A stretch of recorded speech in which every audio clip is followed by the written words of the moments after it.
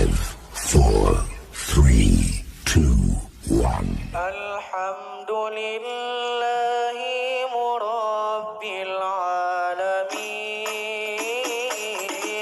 wa salatuhu abadan ala nuril amin. يا ربنا لك الحمد كما ينبغي لجلالك ولكرمك ولعظيم سلطانك. اللهم صل على سيدنا محمد طب القلوب ودوائها وعافية الأبدان وشفائها ونور الأبصار وضيائها وقوت الأرواح والخرفان صلاة الفاتحة عن وجوه الإخلاص والحمد لله وغير ذلك وما سبحناه وما استغفرناه وما هللناه وما حمدناه وما صلينا على نبينا ورسولنا محمد صلى الله عليه وسلم والذرية وأهل بيته أجمعين ثم إلى الله آبائه وإخوانه الأنبياء والمرسلين والملائكة المقربين والحافظين والمؤمنين والصديقين والشهداء والصالحين وإلى الله آل كل المشايخ والذين وسلم Selanjutnya kita menginjak kepada acara sambutan dari Ketua Lakpesdam PBNU Ki Haji Ibnu Absar Abdallah. Assalamualaikum warahmatullahi wabarakatuh. Bismillahirrahmanirrahim. Alhamdulillahirabbil alamin. Wa bihi nasta'in ala umuri dunya wad din. Wassalatu wassalamu ala asyrafil anbiya'i wal mursalin sayyidina wa habibina wa maulana Muhammadin wa ala alihi. Para peserta acara tahlim pada malam hari ini yang saya hormati. Malam ini kita memperingati 7 hari wafatnya 2 tokoh yang kebetulan berasal dari 2 ormas besar Islam di Indonesia. 2 tokoh ini meninggal pada hari yang sama, yaitu pada hari Jumat yang lalu. Yang pertama adalah Buya Ahmad Syafi'i Ma'arif yang pernah menjabat sebagai Ketua PP Muhammadiyah. Yang kedua adalah Kiai Abbas Muin. Buya Syafi'i meninggal pagi, kemudian Kiai Abbas Muin meninggalnya sore. Keduanya wafat pada hari Jumat. Karena itu hari ini kita peringati keduanya pada malam atau hari ke-7 wafatnya kedua tokoh tersebut dengan menyelenggarakan ritual yang merupakan tradisi warga Nahdlatul Ulama, yaitu tahlim. Malam ini adalah peristiwa yang bersejarah karena baru pertama kali saya kira sejak adanya Masjid Nahdlatul ini ada tokoh Muhammadiyah ditahlilkan di Masjid Nahdlatul Ulama. Saya kira baru sekarang ini. Kenapa kita menahlilkan 2 tokoh ini? Saya kira kita perlu memberikan penjelasan. Kalau kita menahlilkan Kiai Abbas Muin, itu sesuatu yang sudah normal, karena beliau ini adalah tokoh NU. Kiai Abbas Muin pernah menjadi ketua Lakpesdam, Lembaga Kajian dan Pengembangan Sumber Daya Manusia NU pada tahun 89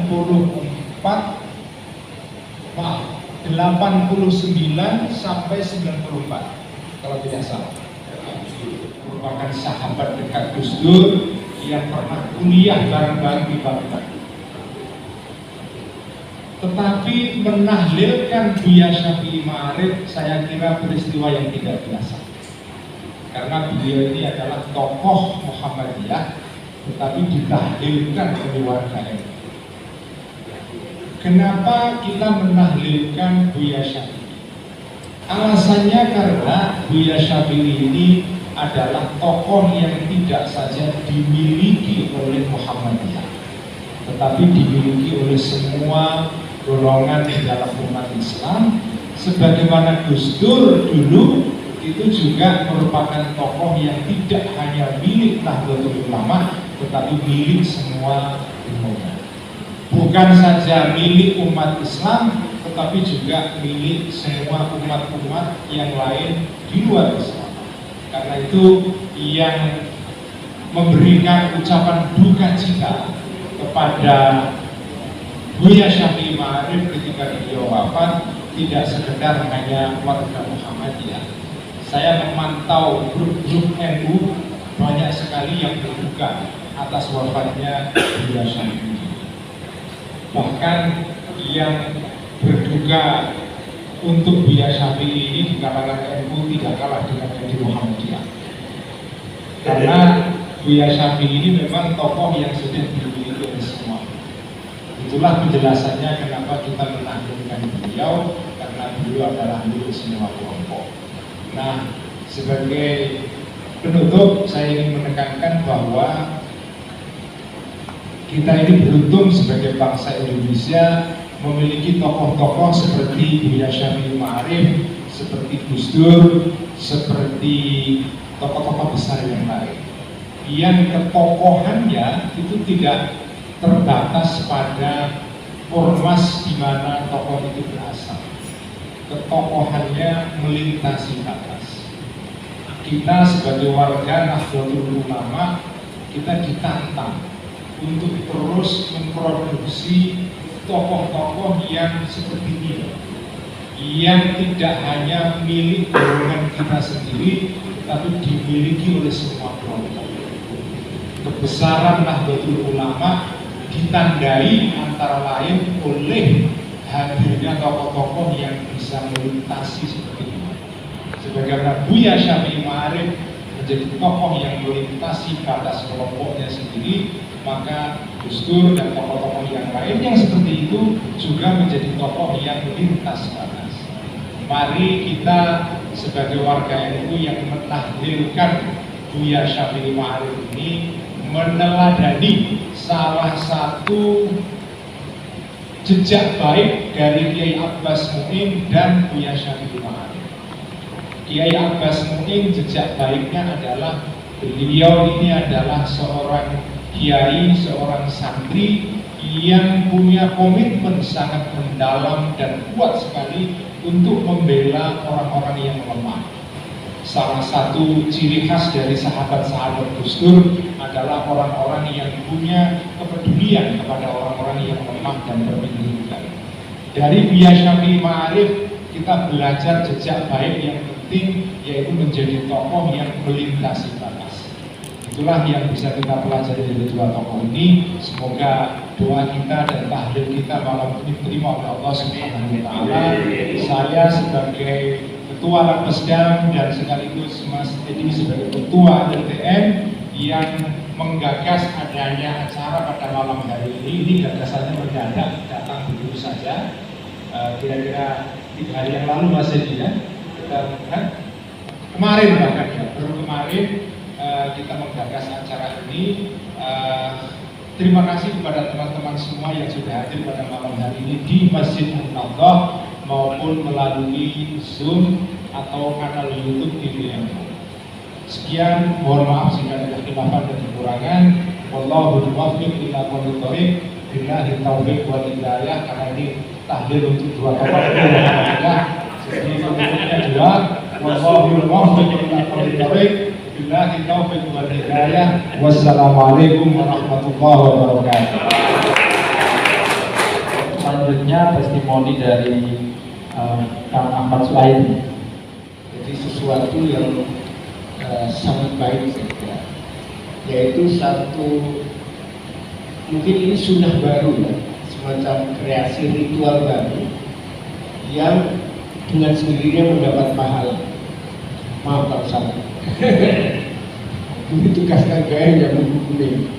Tapi saya kira kita merasa bahwa ini sebuah ibadah, sebuah ritual, sebuah bagian dari ketaatan dan amalan agama, sehingga meskipun mungkin tidak disebut di dalam hadis atau apalagi Al-Quran, karakter dari kedua tokoh ini intinya intinya adalah kita menghormati beliau berdua dan mengingat-ingat karakter positif baik dari kedua-duanya. Beberapa kesamaan karakter ini adalah yang pertama adalah kesederhanaan, low profile ya kedua-duanya. Kesederhanaan yang saya kira patut kita teladani. Yang kedua adalah kesamaan dalam lintas pergaulan dan lintas. Kelihatannya Kiai Abbas Muin itu lingkungannya pesantren dengan PBNU, tapi sebenarnya pergaulan beliau juga sangat luas. Tentu saja terbatas, tidak seperti itu Buya Syafi'i Ma'arif yang sangat nasional, sehingga banyak sekali. Bagaimana ke depan? Saya menjawab bahwa memang kita sangat kehilangan dari meninggalnya Buya Syafi'i Ma'arif dan juga Kiai Abbas Muin dan Gus Dur, dan seterusnya. Tetapi lapisan anak muda yang kesadarannya dibentuk oleh para tokoh ini sudah sangat tebal dan sudah sangat luas. Anak-anak muda itu sangat sensitif ya, terhadap sentimen antara agama, sentimen antara etis, dan apalagi radikalisme. Tidak harus berteriak anti radikal, tapi dengan sendirinya buat saat itu kegiatan itu sudah terjadi. Begitu juga di teman-teman Muhammadiyah juga gejalanya hampir sama. Misalnya Ma'arif Institute dan anak-anak muda juga selain Ma'arif Institute juga sudah sangat banyak. Jadi saya kira kita sangat optimis dengan masa depan kita bersama. Hanya bagaimana kita mengembangkan ini menjadi tidak hanya tergantung pada orang-orang, tapi ini menjadi gerakan kolektif dan berangkat dari masjid, dari musola sebelumnya. Saya kira itu yang bisa saya sampaikan. Semoga ada manfaatnya. Dan kurang lebihnya mohon maaf. Assalamualaikum warahmatullahi wabarakatuh. Selanjutnya kita dengarkan dari Bang Aksan. Buya, mohon maaf. Izin para kiai dan para hadirin sekalian. Alhamdulillah, syukur. La haula wala quwwata illa billah. Saya diminta mengingatkan dalam situasi sudah tidak mau injak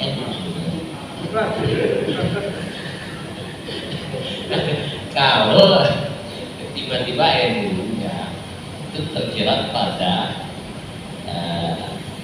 pemilahan urusan struktur dan kultural. Sesungguhnya yang malam ini sangat menarik untuk kalian adalah bagaimana dari kedua tokoh tersebut, yang satu Kiai Abbas Muin dan yang sisi lain dari pihak Muhammadiyah itu Buya Syafi'i Ma'arif. Dua-duanya memang sangat dekat dengan beliau karena beliau ini memang di mana saja kedua tokoh itu kejam, termasuk mendorong saya untuk ketemu sama Kiai Abbas di Bina Desa ketika beliau jadi belum menjadi ketua, masih pangkat kolong, tapi beliau sudah datang untuk program pengembangan semacam advokasi masyarakat di itu satu dua saya Mas Suril, satu lagi Hidayatullah kalau tidak salah ya kita ya Kiai politik yang ada di Golkar ini. Nah, ada hal yang harus kita tekuni dari kedua tokoh ini sebetulnya. Kalau bicara tentang tadi NU Muhammadiyah itu sudah selesai ketika Gus Dur mengedepankan harus teman-teman di Masjid Muhammadiyah tentang Islam harus atas dan harus bawah. Ya, dengan Mas Arif punya itu Arif Hamandi juga pelakunya yang beliau ini lah yang sekarang jadi Romo Kiai. Ada hal yang paling terpenting ketika kita mencoba mensikapi dari kedua tokoh itu sebetulnya memang Ini satu generasi yang lahir di masa eranya beliau, satu komunitas atau satu generasi ini yang mengingatkan ketika saya temukan dengan itu juga selalu bilang ada satu keyakinan dari apa yang harus dilakukan tentang memahami secara sederhana lalu menempatkan setiap manusia yang ada di hadapan kita termasuk Buya Shafi'i Ma'arif itu diletakkan pada nilai kemanusiaan yang tidak lebih. Jadi struktur itu bagi mereka itu dipapiskan atau diluruhkan sehingga tidak ada sekat lagi atas nama kemanusiaan yang ada. Itu yang saya dapat dari Buya Shafi'i termasuk dari semuanya itu diletakkan bahwa dia sebagai kodrat kemanusiaan ada ruh ilahi di dalamnya yang harus dihargai. Jadi kalau kita mau ketemu Buya siapapun itu ditemui sama kapan saja. Jangan seperti teman-teman ini sebagai kritik juga pada saat ini. Begitu sudah punya jabatan kita mau ketemu ya susahnya masalah. Ini kan ini masalah ini. Jadi seolah-olah tingkat kekuasaan itu meletakkan kita menjadi stratifikasi sosial ya. Itu seolah-olah jabatan itu bagian dari relasi ke surga ini. Sementara itu identifikasi amanah gitu ya, harus memang menjadi profesi kerasulan dan profesi kenabian untuk memanusiakan manusia itu. Minta maaf ya kalau saya manusia ini. Nah dari Gus Dur pun yang saya dapat pola kesederhanaan itu adalah saat kalau yakin untuk melakukan sebuah perubahan, termasuk Kiai Abbas juga mengatakan seperti itu, lalu Kiai Irfan juga gitu ya. Kalau memang kita sudah punya niat untuk melakukan satu proses pembaruan atau perubahan dalam masyarakat, itu lakukan saja. Nggak usah berpikir bahwa kita susah ini nggak punya jaringan atau segala. Lakukan sebisa mungkin, termasuk berapa orang yang bisa kita lakukan gitu. Jadi kalau Mas Abbas dengan Gus Dur itu kesamaannya. Kalau memang bisa satu ya satu kita membangun satu perspektif tentang tadi apa sih yang sedang kita pikirkan dengan masalah sosial yang ada yang menyangkut dari tanggung jawab profesi kemanusiaan tadi. Kalau memang yakin ya lakukan, kalau tidak yakin ya sudah nggak usah di situ. Gitu. Lebih baik urus diri sendiri kan. Justru menyatakan seperti itu Mas Abbas juga kalau sudah yakin lakukan saja. Apa salah dan benar itu bukan masalah kita gitu. Itu sejarah yang dilakukan. Tapi kesalahan itu diingatkan ada pahalanya satu. Nah setelah itu saya nggak bertanya-tanya lagi sama beliau, sama Gus Dur, sama Mas Abbas yang saya yakin atau yang saya pikirkan ketika bermasalah saya jalan aja termasuk kritik saya terhadap